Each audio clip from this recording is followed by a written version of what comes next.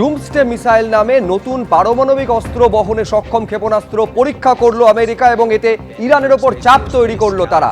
আমেরিকার বিমান বাহিনীর গ্লোবাল স্ট্রাইক কমান্ড পরীক্ষা চালালো ডুমসডে মিসাইলের। এই মিসাইল ঘন্টায় 28,000 কিলোমিটার বেগে উড়ে 6,700 থেকে 13,000 কিলোমিটার দূরত্বে নির্ভুল আঘাত হানতে সক্ষম।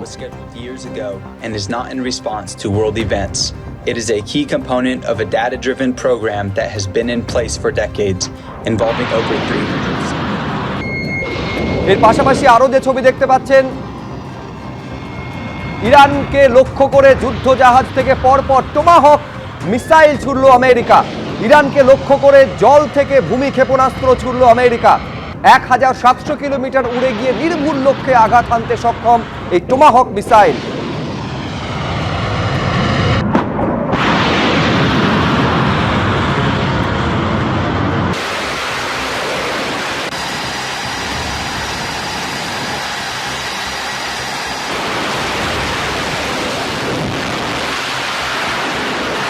দুটো ছবি আপনাদের সামনে পাশাপাশি রেখেছি আমি। অতনু, এইটা তোমার থেকে বোঝার চেষ্টা করছি, ডুমসডে অর্থাৎ প্রলয়, এই ডুমসডে মিসাইল ঠিক কতটা ভয়াবহ? একদিকে যখন পরীক্ষা করছে আমেরিকা, ঠিক কি বার্তা ইরানের উদ্দেশ্যে দিতে চাইছে তারা? এবং টোমাহক মিসাইল, এটা নিয়েও আরেকটু বিস্তারিতভাবে তোমার থেকে জানবো অতনু। দেখো, টোমাহক মিসাইল অনেক পুরনো মিসাইল, আমি এটাই পরে আসছি, কিন্তু ডুমসডে আজকে আমেরিকা তার পরীক্ষামূলক উৎক্ষেপণ করেছে। এই ডুমসডে মিসাইল হচ্ছে নিউক্লিয়ার ওয়েপন হিসাবেও ব্যবহার করা যায়। তার কারণ পারমাণবিক অস্ত্র বহন করতে পারে এই ডুমসডে মিসাইল, এবং এই ডুমসডে মিসাইল এর রেঞ্জ হচ্ছে 13,000 কিলোমিটার পর্যন্ত, এবং এই 13,000 কিলোমিটার যেতে এর সময় লাগে মাত্র আধ ঘন্টা। এবং এই ডুমসডে মিসাইল ঘন্টায়, তার মানে হচ্ছে তোমার 28,000 কিলোমিটার গতিবেগে এটা দৌড়াতে পারে এটা। এবং এই মিসাইল যেহেতু পারমাণবিক অস্ত্র নিয়ে যেতে পারে, ফলে তুমি এর ভয়াবহতা বুঝতেই পারছো। এবং এই মিসাইলকে একদম গাইড করে নির্দিষ্ট জায়গায় অ্যাটাক করা যায়। 13,000 কিলোমিটার দূরে এই মিসাইল দিয়ে একদম নির্দিষ্ট জায়গায় অ্যাটাক করা হয়। আজকে আমেরিকা যে পরীক্ষামূলক উৎক্ষেপণটা করেছে, সেটা হচ্ছে যে ক্যালিফোর্নিয়া থেকে একটা দূরে একটা দ্বীপে, সেই দ্বীপটা প্রায় 6,700 থেকে 7,000 কিলোমিটার দূরে ছিল, সেখানকার একটা নির্দিষ্ট জায়গায় আঘাত এনেছে। কিন্তু এই ক্ষেপণাস্ত্র দিয়ে 13,000 কিলোমিটার পর্যন্ত দূরে নির্দিষ্ট জায়গায় আঘাত আনা যায়। এবং তোমাকে যেটা বলছিলাম, যে এটা পরমাণু অস্ত্র বহন করতে পারে। এখন তুমি যদি দেখো যে আমেরিকার বিভিন্ন শহর থেকে ইরানের রাজধানী তেহরানের দূরত্ব, তাহলে সেটা ওই 12 থেকে 13,000 কিলোমিটারের মধ্যেই।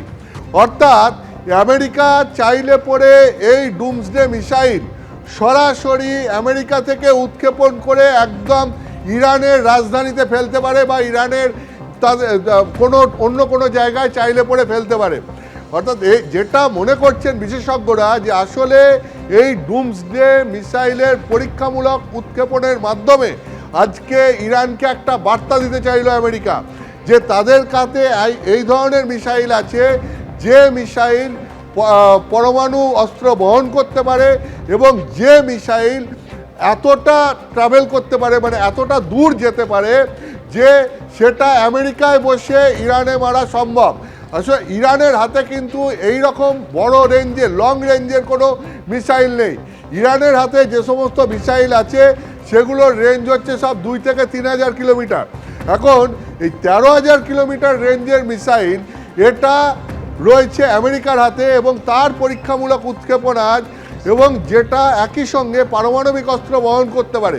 ফলে এই ডুমসডে মিসাইলের উৎক্ষেপণের মাধ্যমে আমেরিকা কি ইরানকে ঠিক কী বার্তা দিতে চাইল, এবং আমেরিকা এইটার পরীক্ষামূলক উৎক্ষেপণের জন্য কি প্রস্তুতি নিচ্ছে, সেটা নিয়ে বিশেষজ্ঞরা বলছেন যে এটা ভবিষ্যতই বলবে। তার কারণ বর্তমানে যুদ্ধ যাই হোক না কেন, তাতে কেউই চট করে পরমাণু অস্ত্র ব্যবহার করবে না, এটাই ধরে নেওয়া যায়।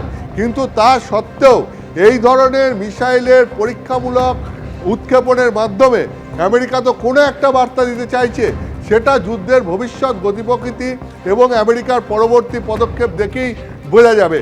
যে ঠিক কি করতে চাইছে আমেরিকা। অন্যদিকে তোমাকে যেটা আমি বলছিলাম যে টমাহক মিসাইল যেটা ইউএস নেভি ব্যবহার করে থাকে। ইউএস নেভি প্রায় 1983-84 সাল থেকে এই টমাহক মিসাইল ব্যবহার করে। রেড ইন্ডিয়ানরা যে হাতুড়ি ব্যবহার করে তার নাম হচ্ছে টমাহক, সেই অনুযায়ী এই মিসাইলটার নাম দেওয়া হয়েছিল টমাহক। এটা 1600 থেকে 1700 কিলোমিটার যেতে পারে এবং সাধারণত যুদ্ধজাহাজ থেকে এই মিসাইল ছোড়া হয়, অর্থাৎ যুদ্ধজাহাজ থেকে স্থলভূমিতে কোনো টার্গেট করে এই মিসাইল ছোড়া হয়, যেটা ইউএস নেভি এই টমাহক মিসাইল ইরানকে লক্ষ্য করে ছুটছে। তবে এটা অনেক কম শক্তিধর এবং কম ক্ষমতা সম্পন্ন মিসাইল এবং এটা অত্যন্ত পুরনো মিসাইল। দীর্ঘদিন ধরে ইউএস নেভি এটা ব্যবহার করে আসছে। এই মিসাইলের ব্যবহার এর আগেও হয়েছে, যখন ইরাকের যুদ্ধ হয়েছিল তখনও এই মিসাইলের ব্যবহার করা হয়েছিল। আবার ইরানের ওপরেও ইউএস নেভি এই একই মিসাইল ব্যবহার করছে। ধন্যবাদ অতুল। এবিপি আনন্দ, এগিয়ে থাকে, এগিয়ে রাখে।